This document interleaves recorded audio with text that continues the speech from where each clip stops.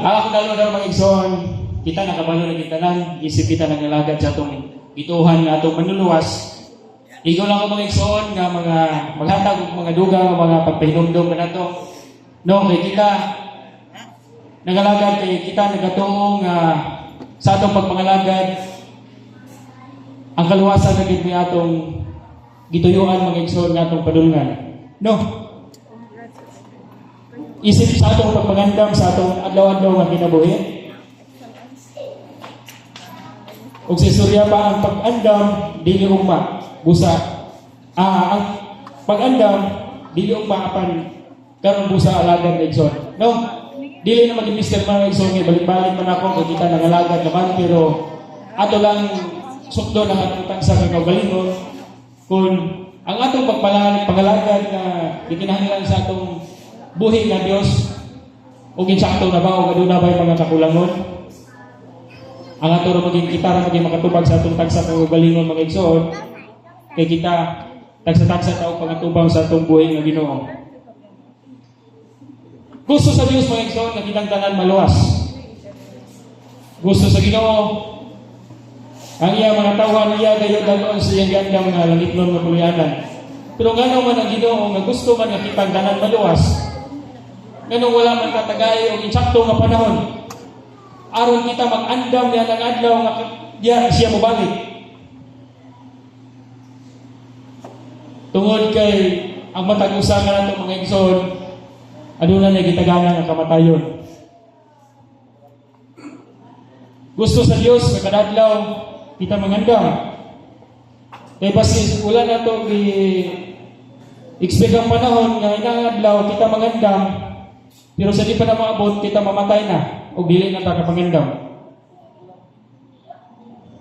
Ang tuyo sa Diyos kayo mga igsoon nga kita adunay kasiguruhan diyon sa langitnon nga pulianan. No?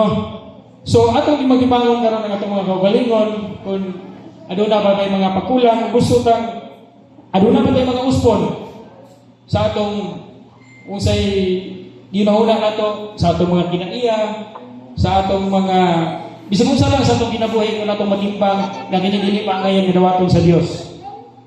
Pero kung siguro na mga dawaton mo sa Dios, sa inyong mga tagsa ng mga gidala karon nga kinabuhi, ayaw na lang mo pag-usap.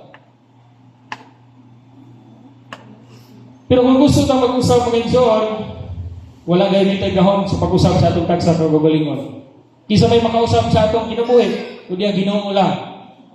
Ang atong gusto lang din sa Dios nga atong himuon, nga atong kinabuhi, atong isurinder kaniya, atong isurinder niya ang tanan. Nga atong pangayon sa Ginoo, mayon ta nga Ginoo, tarungan na itawag ko. Kung aduna pa tay mga hiwi karon nga mga panguna-una o mga napay nalapikit sa atong pagpangalagad. Ginoo, uspa na itawag akong kinabuhi. Muna tuyo sa Dios mga igsoon nga atong tanan isurinder niya. Kaya kung ang ato lang kaugalingon, di kita mamahimong angayan na matubang mo niya sa Ginoo.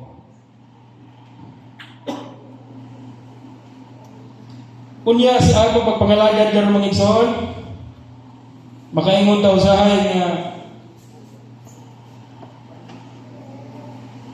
naimingon nato nga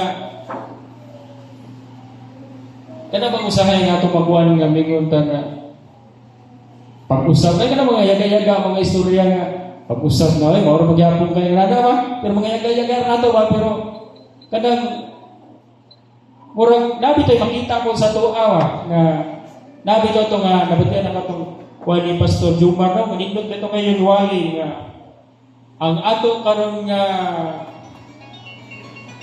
iglesia murag usahay mo uyon na sa kalibutan baga mga panggaweno katong nailikuan manindot kayo nga ug unsay makita nato magod sa gawas dili nato makuhanan nga nausay madala din nato sa sulod mo to yung mo gipasabot.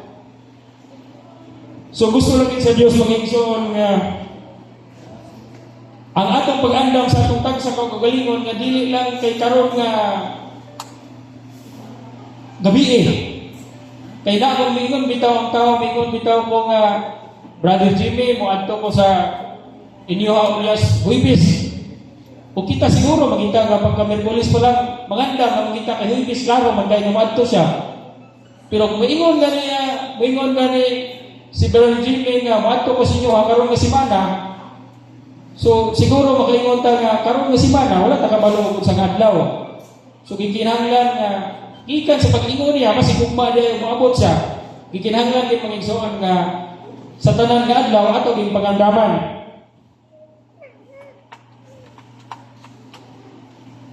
Muna katuyuan mga igsoon nga katuyuan nga atong ihangyo sa Ginoo nga unta ang iyang katuyuan sa atong kinabuhi mauusab ang atong katuyuan sa atong kinabuhi nga mahiuyon siya kabubuton mo ning angay natong pagayon nga Ginoo usba ikaw na akong kaugalingon tarungan ko nga ang akong katuyuan mauyon usab sa imong katuyuan.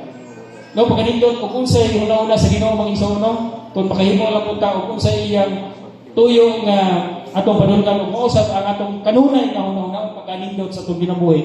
Murag wala na tay mga kabalakan ba sa kinabuhi ba?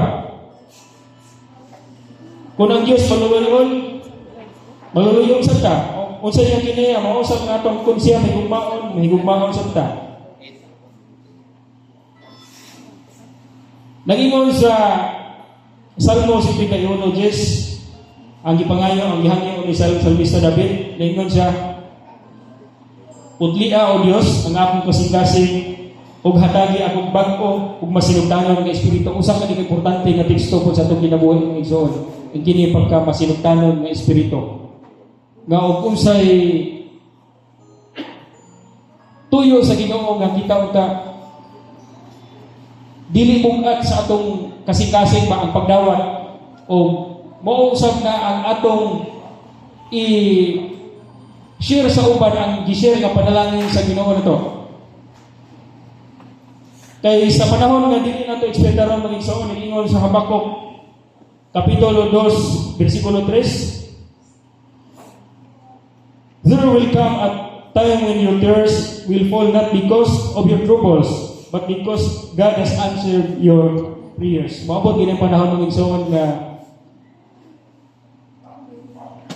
kanindot mamutulong sa atong mga luha dili tungod sa atong mga kasakit nga matong niagian, tungod sa mga pagtubag sa Ginoo sa atong mga pagyango-ngo, sa atong mga paghagyo diya kaniya sa atong kinabuhi aron kita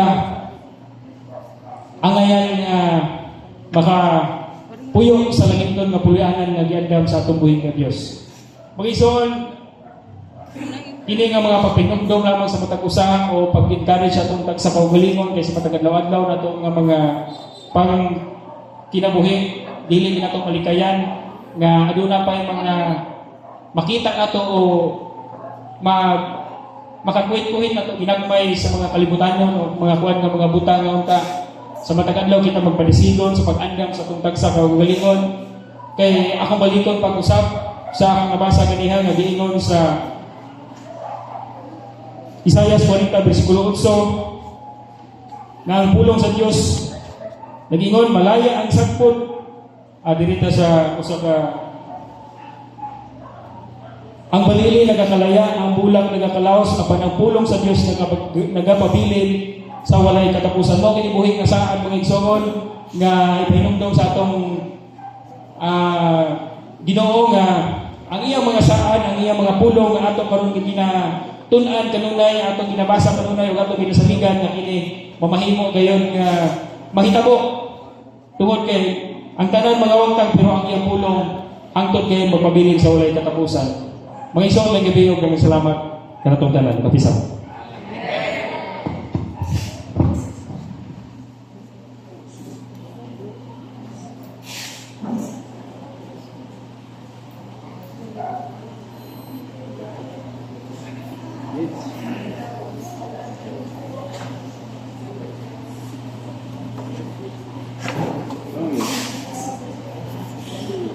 For our closing song, ato ang kantahon ang invitation o manindog ng tanan.